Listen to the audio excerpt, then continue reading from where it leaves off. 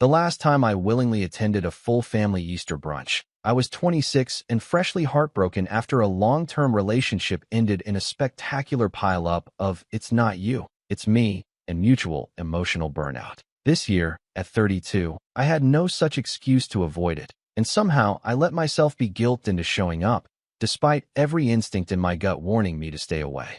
I'm Nate, by the way, Nate Williams. I live a relatively quiet life on the coast of Maine, where I run a small architecture firm and spend my weekends fixing up an old beach house my grandfather left to me. It's not glamorous, and certainly not flashy, but it's peaceful. And more importantly, it's mine. The beach house is going to be important, by the way. You'll see. The brunch was being hosted at my parents' place. Your classic New England colonial with white shutters, stone steps, and the kind of cold, formal energy that only came out when company was over.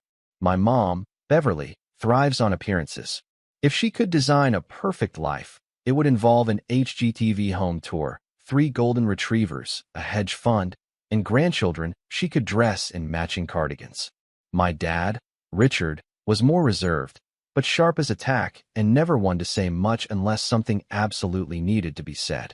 And then there was my brother, Kyle. Kyle. Golden boy. Family man. Father of 3. And arguably the biggest thorn in my side since the day he learned how to lie and smile at the same time. Kyle is 35 and has somehow built an entire personality around the fact that he has children. He and his wife, Hannah, are that brand of insufferably wholesome, matching Christmas pajamas, live laugh love signs, and Instagram-perfect breakfasts that somehow look exactly the same every Sunday. To their credit, the kids are sweet. But Kyle? He wears fatherhood like a crown, constantly reminding everyone, especially me, that he's the one doing the real work in the family. Never mind the fact that I financially helped him twice during rough patches in his entrepreneurial journey, or that I've watched his kids more times than I can count while he and Hannah went off on couples retreats or networking cruises. Kyle's always believed that because he has kids, the world owes him a round of applause and a line of deference. And apparently, this Easter, he decided that line included my beach house. I arrived a bit late to brunch. Traffic had been brutal, and I debated turning around more than once. But when I stepped onto the porch, I pasted on my best family smile and knocked twice. The door opened almost immediately, and there was Kyle, beaming like he was running for mayor. "Nate, look who finally decided to show up." "Traffic," I said with a shrug. Sure, he said, stepping aside. "Hey, at least you don't have to wrestle 3 kids into the car. That's a whole other kind of hell." I offered a tight smile and moved past him. Inside, the house smelled like cinnamon rolls and egg casserole. My mom emerged from the kitchen, flour on her cheek, and gave me a quick peck. "There you are, honey. Thought we lost you to the waves. You know I live 15 minutes away, right?" She laughed like I'd said something charming instead of mildly sarcastic, then ushered me into the dining room. The table was already full, my dad at the head, reading glasses perched on his nose, Hannah setting down a pitcher of orange juice, and the kids fiddling with their cloth napkins. I took the empty seat across from Kyle. "Started without me?"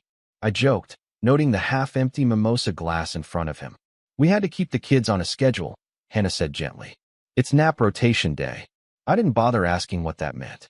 The first 20 minutes went as expected, light conversation, updates on the kids' school projects, my mom subtly probing for any signs of a new girlfriend.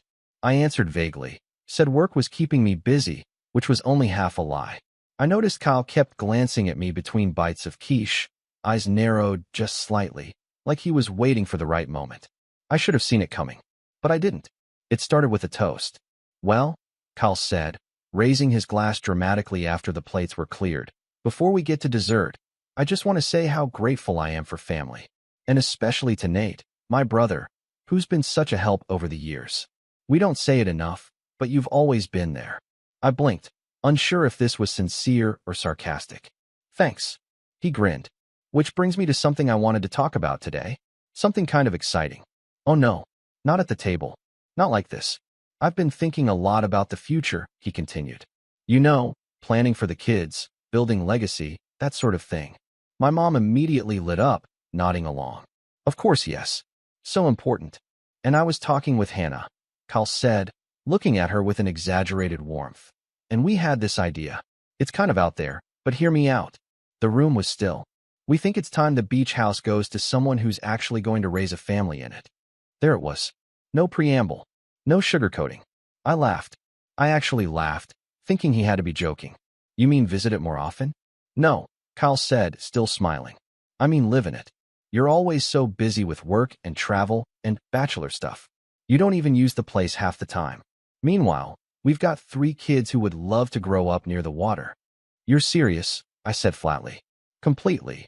Hannah chimed in, as if this had been an ongoing family discussion I just happened to miss. It would mean the world to us. And honestly, Nate, it just makes sense. My dad cleared his throat, but Kyle steamrolled ahead. You don't even have kids, Kyle added, the smile finally dropping from his face. What are you holding on to it for? Nostalgia. My jaw clenched. Because it was left to me. Granddad gave it to me. Exactly, Kyle said, jabbing his finger into the table for emphasis. He gave it to you, but he wanted it to be for the family, not to sit empty half the year while you play at being a coastal bachelor. The silence that followed was sharp enough to slice ham. My mom fidgeted with her napkin. Hannah looked smug. My dad kept his eyes on his glass, but his grip tightened just slightly. I took a breath. Then another. I'm not giving you the house, I said evenly. Kyle's smile vanished. Why not? Because it's mine. Because I've spent the last 6 years keeping it from falling apart. Because I loved Granddad, and I respect his wishes. And because I don't owe you anything, Kyle. That's when his fist hit the table. Not hard enough to knock anything over, but loud enough to jolt the kids and freeze the room. You're being selfish, he snapped. You don't even understand what it's like to have responsibilities. You're single. You have no one. You think fixing up some rundown shack makes you better than me. No, I said, standing slowly. But refusing to hand over my property because you feel entitled to it doesn't make me the villain. Hannah's voice was tight. You don't have to be cruel, Nate. I turned to her. You want cruel? Try making someone feel worthless just because they don't fit into your little mold of suburban perfection. That's when Kyle stood too, and in one sweeping motion, knocked over his glass. It shattered against the tile with a loud crack. The kids screamed. My mom gasped. My dad stood up and barked. That's enough. Kyle's mouth opened, but before he could speak, my dad pointed at him with a trembling hand. You've always been the problem, Kyle. Dead silence. My brother blinked. What? You heard me, Dad said. You've spent your whole life demanding things that were never yours to begin with. You think just because you reproduced, the world has to hand you a trophy. You're not a king. You're not even a decent son right now. Kyle looked stunned. My mom opened her mouth, then shut it. Hannah pulled the kids toward her, whispering something I couldn't hear. I took out my phone. What are you doing? Kyle asked. Calling my lawyer, I said calmly, pressing the contact. For what? I looked him square in the eye as the line rang. To initiate the transfer. It's time you all learn the truth. And that's when I walked out of the room. 30 minutes later, I was sitting in my car as a very familiar document loaded onto my phone. A document Kyle didn't know existed. Not yet. It had been 33 minutes since I walked out of that dining room and told my brother I was initiating the transfer. I hadn't driven away. I just sat in my car, hands on the wheel, staring out through the windshield as the weight of the moment sank in. My phone rested on the passenger seat, the PDF still open. Page 2 of the trust document had my name on it in bold letters, right next to a clause that Kyle had probably never even imagined existed. One line. That was all it took. But I wasn't ready to go nuclear just yet. Not until they made it absolutely necessary. I don't know why I expected anything different from that brunch. Maybe some part of me still hoped my family would finally treat me like more than a placeholder. The spare. The backup plan. I wasn't the firstborn. I wasn't married. I wasn't a parent. In my mother's eyes, those things disqualified me from being important. And in Kyle's eyes, they made me a storage locker he could raid whenever his picture-perfect life started cracking. I watched the front door from my car. Nobody came out. No one texted. No one called. I waited 10 more minutes, then turned the key and drove off. Not back to my place, but to the beach house. It was still cool that early in spring, but the sun was out, and the drive along the coast helped shake the edge off my anger. As soon as I turned onto the gravel path and saw the old cedar shingles and the wraparound porch, my chest loosened. This place wasn't just property. It was peace. It was Saturday morning pancakes with Granddad. It was helping him patch up the roof one summer while he told me stories about how he and my grandma had built it with their bare hands. He'd left it to me for a reason, and I'd kept it standing, not just structurally, but spiritually. Carl didn't know the first thing about taking care of something that couldn't be posted with a #blessed caption. I stayed at the house for the rest of the weekend. Didn't answer calls. Didn't check emails. I needed space. But when I finally returned home Monday morning and turned my phone back on, the real storm hit. 32 missed messages. 12 from Kyle. 10 from my mother. A few from extended family I hadn't spoken to in months. The subject line of one email from my mom just read, "You're being dramatic." Kyle's first voicemail came through the moment I connected to Wi-Fi. "Nate, what was that? You made a scene in front of my kids. You embarrassed me. Us? And for what? A stupid house? You don't even have anyone to share it with. Call me back. Fix this." The next one was shorter. "Okay, if this is about what I said, maybe I went too far. But you seriously need to grow up." Then came the text from Mom. "Honey, we need to talk. Kyle told me everything, and I think you're being very reactive. This family needs unity, not tantrums." A tantrum. Right. Because refusing to be steamrolled was now categorized as immature. But I didn't reply. Not yet. That night, I got an unexpected knock on my apartment door. I looked through the peephole and sighed. It was Kyle. He had that smile on again. The one he always used when he wanted something but didn't want to ask directly. "Nate," he said as I opened the door, "can I come in?" I didn't move. Why? Because we're brothers. And because I think we both said things we didn't mean. I stepped aside, mostly to avoid a scene in the hallway. He walked in and immediately scanned the place like he was evaluating it. Like he was judging me. My walls weren't bare, but they were minimalist. My couch was a little old. My dining table was mismatched on purpose. It didn't have the Pottery Barn chic vibe he was used to. "You know," he said, sitting down, "this whole thing could have gone a lot smoother if you hadn't stormed out like a drama queen." I sat across from him. "You demanded I hand over my house because I don't have kids. What did you think would happen?" Kyle exhaled and leaned back, spreading his arms. "Look, I get it. You're sensitive. You always have been. And you've always been entitled." He raised an eyebrow. "Entitled? Me? Nate, I've earned everything I have." I blinked. "You mean the down payment Mom and Dad gave you for your house? Or the time I covered your rent when your startup collapsed?" "That was years ago." "Yeah, and I never saw a dime of it back." Kyle rolled his eyes. "It's not about money. It's about what makes sense. You live alone. You don't even use the beach house. My family needs that space. You don't need it. You want it. There's a difference." We sat in silence for a moment. Then he said something I'll never forget. "You're going to die alone in that house, Nate. Is that what you really want?" It wasn't a question. It was a verdict. I stood. "You need to leave. Come on, man. Now." He left. But he made sure to drop one last line on his way out the door. "You're going to regret this." That week, the texts from my mother intensified.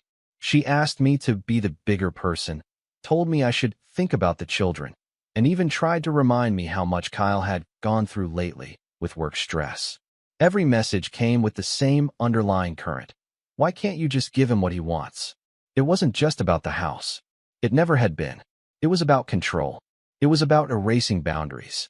And then the betrayal came. I got a call from a friend of mine who worked in real estate. We'd gone to college together, and he now handled some properties in our area. He sounded uncomfortable. "Hey, Nate. Quick question. Did you list the beach house?" I frowned. "What?" "No." He hesitated. "Because someone tried to." "What do you mean tried to?" He cleared his throat. "Someone contacted our office claiming they had power of attorney on your behalf. They said they wanted to begin the paperwork to transfer ownership and eventually list it as a rental, short-term, like Airbnb stuff. But the documents didn't check out. Your name wasn't on anything they sent." My mouth went dry. "Who was it?" He said the name before I even asked. "Kyle." I thanked him and hung up. My heart was pounding, but I wasn't surprised. I was angry, so angry I felt cold. Kyle had crossed a line, and not just a petty one. He'd committed fraud, or at least attempted to. That was enough. I called my lawyer that night. Not to bluff, not to posture, but to protect myself. "I want everything documented," I told her. "I want to make it absolutely clear that no one else has any claim to the house. I want Kyle legally blocked from even approaching it. And I want to enforce the trust." She didn't hesitate. "We'll lock it down. Do you want to pursue charges? I paused. Not yet. The next day, I got a message from my dad. Just 5 words. Come by. We need to talk. He wasn't the type to send cryptic texts, and he almost never took sides. So I went. When I arrived, he was in his study, an old room with wood paneling and a dusty globe that hadn't moved in years. He gestured for me to sit and didn't say anything for a while. Just poured 2 glasses of scotch and handed me one. I saw what he tried to do, he finally said. My eyebrows raised. How? He gave me a tight smile. I have eyes. And friends. I took a sip. And I'm tired, Nate. Tired of watching your brother manipulate this family. Your mother shields him because she thinks raising a family is the ultimate virtue. But you've built something. Quietly. Honorably. And for some reason, you keep getting punished for it. I didn't speak. I wasn't used to being praised by my father. Not like that. I didn't know about the trust clause until your grandfather's lawyer called me yesterday, he continued. Smart move. That caught me off guard. Wait, he called you. My dad nodded. Apparently your grandfather anticipated this. Not necessarily Kyle, but the possibility of future disputes. That clause gives you full legal protection and blocks any third-party claim unless explicitly approved by you. It's airtight. Why didn't he tell me about it before? Because he knew you wouldn't abuse it. That was the moment it all shifted for me. The betrayal had stung. The favoritism had worn me down over the years. But now I knew. Someone in this family had believed in me. Granddad saw this coming. And he chose to protect me, even after he was gone. But I wasn't the only one with cards left to play. Because what Kyle didn't know, what nobody knew, was that the beach house wasn't just under a trust. It was under a second trust too. One that had been quietly growing in value. And it had a clause of its own. One that was about to make this whole thing a lot more complicated and a lot more public. For the first time in weeks, I slept. Not well, not deeply, but without waking up drenched in adrenaline or fury. It was the kind of sleep you get after a long fever. Not restful, but empty. And for now, that was enough. When I opened my eyes the next morning, I stared at the ceiling for a long time, letting the gray light filter in through the blinds. It was a new day, and I had just hit the lowest point in my family's history. Kyle had tried to steal my house. Not just argue over it. Not guilt-trip me or manipulate me in front of the family. He had actively, deliberately, and illegally tried to assume control of my property, then had the audacity to parade around like I was the one causing problems. And Mom, she hadn't said a word about it. Not even after the attempted real estate transfer. Not when I stopped answering calls. Not when I skipped her check-in brunch the following Saturday. The silence from her side felt colder than Kyle's betrayal. At least Kyle had been open about his ambition, even if it was disguised under self-righteous garbage. My mom. Her silence meant consent. She wanted me to roll over. She expected me to give up and let Kyle win, like always. I didn't. But I also didn't lash out. I didn't retaliate. Not yet. Instead, I started building, quietly, carefully, and piece by piece.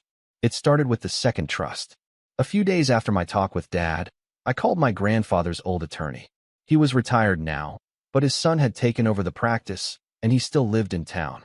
I asked if we could talk. In person. We met at a quiet cafe downtown. He was thinner than I remembered, hair completely white now, but his mind was sharp as ever. As soon as I mentioned the secondary trust, he smiled like I'd passed some kind of test. You're the first one to ask about it, he said. I blinked. You mean Kyle? No one even knows it exists, Nate. It was created under a different name. Your grandfather wanted it that way. I sat back, stunned. Why? He leaned in. Because he believed in planning for both war and peace. I found out that day that the beach house wasn't just a nostalgic piece of family history. It sat on a highly desirable plot of land, and over the past decade, the value of the property had quietly tripled. My grandfather had anticipated this. So he set up a second trust, one that included not just the land the house sat on, but a strip of undeveloped land behind it that had access rights grandfathered in. The second trust wasn't tied to my name publicly. It was protected, dormant, and waiting. And now that Kyle had made his move, I was legally in a position to activate it. The only thing it needed was a trigger, and Kyle had given me one. I walked out of that cafe with more than just a legal advantage. I walked out with clarity. But even with that win tucked away in my back pocket, the next few weeks weren't easy. The fallout came slowly. At first, it was just the distance, unanswered texts, the silent removal from family group chats, the absence of invitations to Sunday dinners. Then came the smear campaign. It started with a phone call from my Aunt Lisa. "Nate," she said, lowering her voice like she was about to confess to espionage. "Did you really kick Kyle's kids out of the beach house?" "What? That's what your mother said. That you showed up and told them never to come back. That you called them parasites?" I nearly choked. "Lisa, I've literally never said that in my life. I haven't even seen the kids since Easter." She was quiet. Then she sighed. "I figured. Just wanted to hear it from you." And that's when I realized the full scope of what was happening. Kyle and my mom weren't just rewriting the story. They were actively painting me as unstable, as cruel, as someone unfit to manage the legacy of the house. A few days later, I got an email from an old family friend, a pastor who had known my grandparents well. "I'm sorry to hear what's happening between you and your brother. Please know that you're all in my prayers. But if you ever want to talk, I'd be happy to help you sort through whatever pain you're carrying." Whatever pain I'm carrying. They made it sound like I was the villain of some cautionary tale. Some broken man hoarding a house out of bitterness and loneliness. That one stung. I won't lie, I spiraled a bit after that. I canceled a few work meetings. Turned down new projects. I couldn't focus. Every time I opened my laptop, I saw Kyle's smug face in my head, or my mom's disappointed frown. I knew I was doing the right thing, but it didn't feel like it. It felt like betrayal, not mine, but theirs, and betrayal always cuts deepest when it comes from people you still, stupidly, want to love you. But in that quiet spiral, something started to shift. One night, I drove to the beach house again. It was late, almost midnight, and I hadn't told anyone I was going. I just grabbed a jacket, packed a thermos of coffee, and left. When I got there, I walked out to the back porch and sat down. The ocean was dark and calm. The wind was sharp. The stars were out. And for the first time in weeks, my thoughts slowed down. I remembered helping Granddad repaint the porch railing, both of us covered in white specks, laughing about how neither of us was cut out for this contractor stuff. I remembered him showing me how to change out an old breaker box, or the time we tore out the kitchen tiles and replaced them with slate. He'd believed in doing things yourself, in ownership, in legacy, not the kind you leave on Instagram, but the kind you build one careful decision at a time. That's when I made mine. I went back to work, not just at the firm, though I did dive into a new set of residential projects with a vengeance, but at the house, too. I filed the paperwork to secure both trusts. I hired a landscape architect to help plan a coastal preservation design for the property, which would make it ineligible for rental zoning.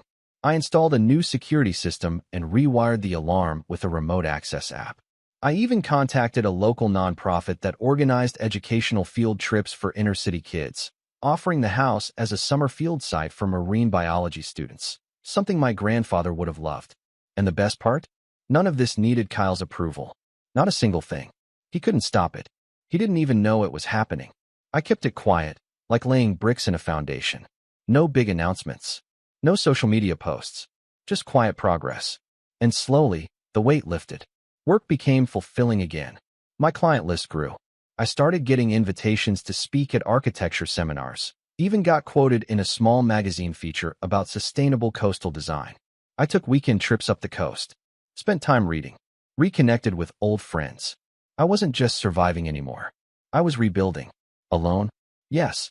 But for once, being alone didn't feel like failure. It felt like freedom. And that's when Kyle made his next move. It was a Friday afternoon. I was sitting at my desk, finishing a proposal draft, when I got a notification from the beach house security app. Front gate camera, motion detected. I opened the feed. There he was, Kyle, standing at the front gate with his arms crossed, wearing a smug expression and holding a piece of paper. His wife was in the car behind him. The kids weren't there. I watched as he pressed the intercom. "Nate," he said to the camera, "I know you can hear me." I didn't answer. He held up the paper. "This is a petition for shared ownership.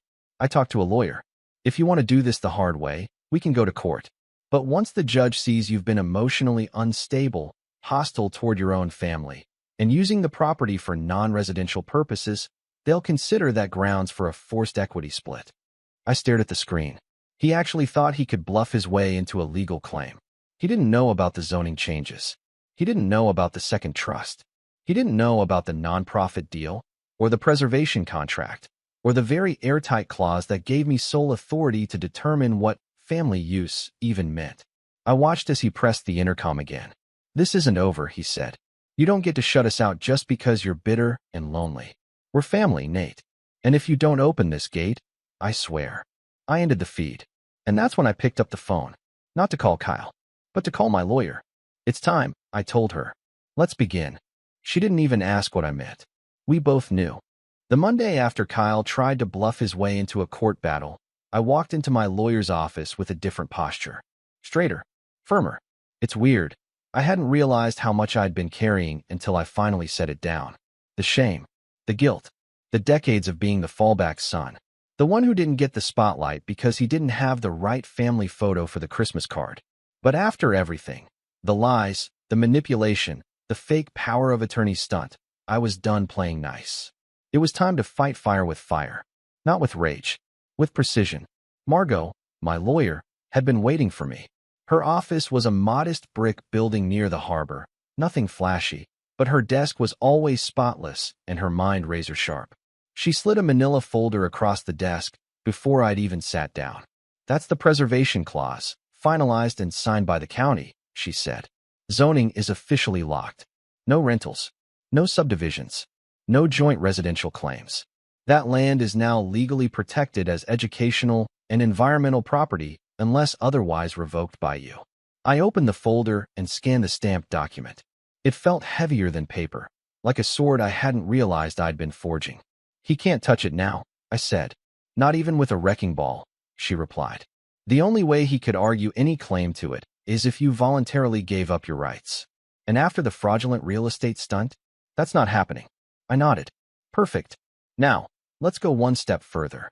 Margot raised an eyebrow. "Go on." "I want to make a statement," I said. "Not just a legal win. Something public. Something that puts an end to the idea that I'm the selfish one. That I'm the unstable one." She smiled slowly. "I was hoping you'd say that." And so the setup began. Step 1, documentation. We compiled every interaction between me and Kyle over the past year. The texts, the emails, the voicemails. The fake power of attorney attempt, which my real estate friend was more than happy to provide a written statement about. The footage from the security cam where Kyle threatened to take me to court. Every passive-aggressive group chat message. Every snide remark from Hannah pretending to just be concerned. It was a full dossier of narcissism, entitlement, and manipulation, neatly categorized in labeled folders. Step 2, the board meeting. Not a literal board meeting, a family one. That required a little finesse. I reached out to Aunt Lisa first. She had always been the one person in the family who seemed to straddle the line between impartiality and empathy. She didn't blindly defend Kyle, and she hadn't erased me from her life just because I didn't show up with a stroller and diaper bag. "Lisa," I said over the phone, "would you be willing to host a family dinner next weekend? Just the core group." There was a pause. "That depends. Is this about the house?" "Yes," I said, "but not in the way you think." She agreed. Step 3, setting the bait. I sent a text to Kyle. Short. Controlled. "Family dinner at Lisa's next Saturday. I'll be there. I think it's time we cleared the air." No explanation. No emotion. Just enough mystery to stir the pot. I didn't expect him to respond, and he didn't. But the read receipt was there, which meant he'd seen it. I could imagine the conversation that followed. Him showing Hannah the message, spinning theories about what I was planning. Him pacing their kitchen, wondering if I was bluffing or laying a trap. Good. Let him wonder. Let him sweat. In the days leading up to the dinner, I kept busy. I scheduled a meeting with the nonprofit and finalized the educational agreement. I posted an update on my firm's website about our newest eco-design project, a subtle nod to the Beach House initiative, but without naming names. I made sure everything was backed up. Every contract, every document, every recorded voicemail. Because Kyle wasn't just a spoiled sibling anymore. He was a liability, and he still didn't know I'd locked him out for good. The day of the dinner arrived, and I drove to Lisa's with a strange sense of calm. Not joy, not vengeance, just clarity. The kind that comes when you finally stop justifying your pain to people who benefit from your silence. Lisa's house was warm and bright, with the faint smell of rosemary chicken drifting from the kitchen. She greeted me at the door with a hug. No questions, no judgment. Just a quiet understanding. "They're already here," she said softly. Try to keep it civil. I smiled. No promises. In the dining room, I found them all. My parents, Kyle and Hannah. No kids, thank God. Even Uncle Tim and Cousin Mark had shown up, though they looked more like observers than participants. The room buzzed with tension, like everyone was waiting for the fuse to spark. Kyle was seated at the far end of the table, legs crossed, trying way too hard to look relaxed. Nathan, he said, gesturing to the empty seat across from him. Glad you could join us. I ignored the tone and sat. I appreciate everyone coming, I said, my voice steady. I wanted to clear the air, but I also wanted to clarify a few things, legally and personally. My mom cut in before I could continue. Nate, honey, I really think. I held up a hand. Please, just listen. She went quiet. I reached into my bag and pulled out the file folder. Not the whole dossier, just the highlights. These are records of every attempt Kyle has made to claim ownership of my property, I said, including the forged documents submitted to a real estate agency. I also have a notarized statement from the agent involved. Hannah's face paled slightly. Kyle clenched his jaw but said nothing.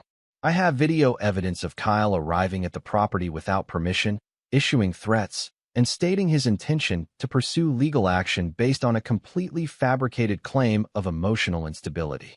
Lisa's eyes widened. My dad leaned forward, elbows on the table, silent but watching closely. And just for clarity, I continued, the beach house isn't just a house. It's now part of a preservation trust. Zoned, protected, legally untouchable without my explicit permission, which Kyle will never have. Now Kyle spoke. So what? You came here to brag? To wave your little papers around and act like you're some genius? What's your endgame, Nate? Burn every bridge in the family just to prove a point. I looked him dead in the eyes. No, I came to make it clear that the old dynamic is over. You don't get to bully, guilt, or manipulate your way into things that don't belong to you. You've played the family man card like it's a shield, but being a parent doesn't give you a moral pass. My mother looked stunned. Nate, that's your brother. I turned to her. And I'm your son, but for some reason, I've never been treated like one. Just a backup account for when Kyle's life ran out of lives. She flinched at that. Good. She needed to. I stood and placed the final document on the table. The Educational Partnership Agreement. Starting this summer, the beach house will be used for marine biology workshops and conservation retreats. Granddad would have been proud. And no, there won't be room for family vacations anymore. Kyle pushed back from the table. You're insane, he muttered. Maybe, I said, but at least I'm done being your doormat. He looked like he wanted to explode, like he might knock over a glass again. But this time, there were too many witnesses, too many facts he couldn't bend. My dad finally spoke. Quietly. I warned you, Kyle. Kyle turned toward him. You're seriously siding with him? I'm siding with the truth. And then it happened. Kyle stormed out. No yelling, no final word, just a rush of air, a slammed door, and the echo of someone who had finally realized the game was over. But for me, it was just beginning. Because what Kyle didn't know, not yet, was that his attempt at fraud had tripped an entirely different wire. One with financial consequences. And next week, the fallout from that wire would arrive. In the form of a subpoena. By the time the subpoena hit Kyle's mailbox, I had already distanced myself from the emotional fallout. That didn't mean I didn't feel it. I did. But it came in short, sharp stabs now. Not the deep, aching kind that used to knock the wind out of me. He must have opened the envelope sometime in the early evening. I know this because I got a barrage of texts within the hour. The first few were furious, unhinged. What is this? Are you trying to ruin me? We're family, Nate. That last one almost made me laugh. Almost. But the most telling one came 20 minutes later. How much do you want to make this go away? There it was. Not a denial. Not a plea. A price. That's how Kyle always operated. If he couldn't guilt you, he'd buy his way out. Or at least try to. But this time, there wasn't an offer I'd accept. Because this time, I didn't want money. I wanted closure. Let me rewind, just for clarity. The subpoena wasn't for some courtroom soap opera. I wasn't dragging Kyle in front of a jury in a dramatic made-for-TV moment. That wasn't my style, and honestly, it wasn't necessary. What I did was more precise.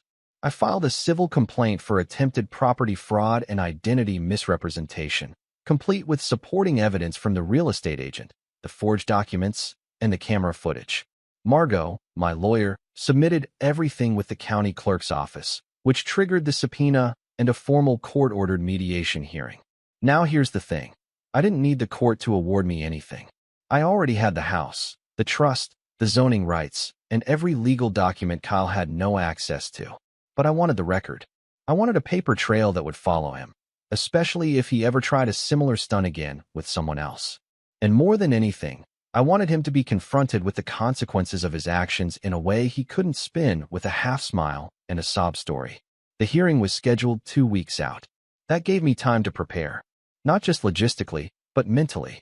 I spent those 2 weeks clearing my head, running along the coast in the early mornings, sketching new designs for the nonprofit's summer renovation plans at the beach house, even attending a local architecture panel where, weirdly enough, someone approached me about a potential book deal. Nothing huge, just a collection of essays about sustainable design and legacy builds. I almost said no. Then I remembered Granddad and how proud he would have been. I said yes. As for my family, well, that was a quieter storm. My mother left a voicemail the day after the subpoena was issued. Her tone was different this time. Quieter. Almost flat. Nate, I don't know what's happening anymore. I just want things to go back to normal. I didn't return the call because there was no normal to return to. Not when the normal was me being disposable, convenient, the emotionally available son who asked for nothing and gave everything, the invisible sibling who always smoothed things over while Kyle played the martyr. Let that version of me stay buried. The morning of the hearing, I showed up in a charcoal gray blazer and jeans, professional, but not trying to impress anyone. Kyle arrived with a different strategy. Full suit, polished shoes, hair slicked back. He looked like he was auditioning for a political campaign. Hannah was with him. She wore sunglasses indoors, like this was an episode of Real Housewives and not a county mediation hearing. Margot met me in the lobby. "You good?" she asked. I nodded. Better than ever. Inside, the conference room was neutral and beige, with a long oval table and 2 sets of chairs on either side. A court-appointed mediator sat at the head, a calm woman in her 50s with a clipboard and an expression that said she'd seen every kind of family implosion imaginable. The hearing began with standard procedures: introductions, the reading of the complaint, confirmation of attendance. Then we got to the evidence. Margot laid it all out. Chronologically, factually, calmly. The forged documents, the real estate agent's testimony, the video of Kyle at the gate, the audio clip of his threats, the property zoning paperwork, the signed trust agreements, both of them. Kyle didn't say a word. Neither did Hannah. The longer Margot spoke, the more color drained from their faces. You could tell they hadn't expected this much preparation, this much proof. They thought I was bluffing, just like always. When it was Kyle's turn to respond, he cleared his throat and tried to sound composed. "This is all a misunderstanding," he began. "I was trying to protect a piece of family property. Nate's been unstable lately, and we were concerned that he might do something irrational." "Irrational, like calling the police?" the mediator asked without blinking. Kyle flinched. "I didn't mean." "I have a question," she said, turning to him directly. "Were you, at any point, granted legal authority to act on behalf of your brother regarding the property?" Kyle hesitated. "No, but I assumed. That's all I need. Thank you." The rest of the hearing was a formality. The mediator concluded that while no criminal charges were being pursued, the civil complaint would remain on record, and any future attempts to access or claim the property without legal documentation would be considered grounds for escalation, including a potential restraining order or fraud investigation. In short, he'd been warned. In writing, on record, for life. As we stood to leave, Kyle tried to make one last move. He leaned in, low enough that only I could hear. "You think this makes you better than me? You'll always be alone in that house, just like you were always alone in this family." I smiled, not cruelly, just with quiet certainty. I'd rather be alone with integrity than surrounded by people who only show up when they want something. He blinked. Then I walked out. The fallout came quickly after that. Hannah started showing up to Sunday dinners without Kyle. Word had spread about the hearing, not just in the family, but in the community. People talk, especially in coastal towns.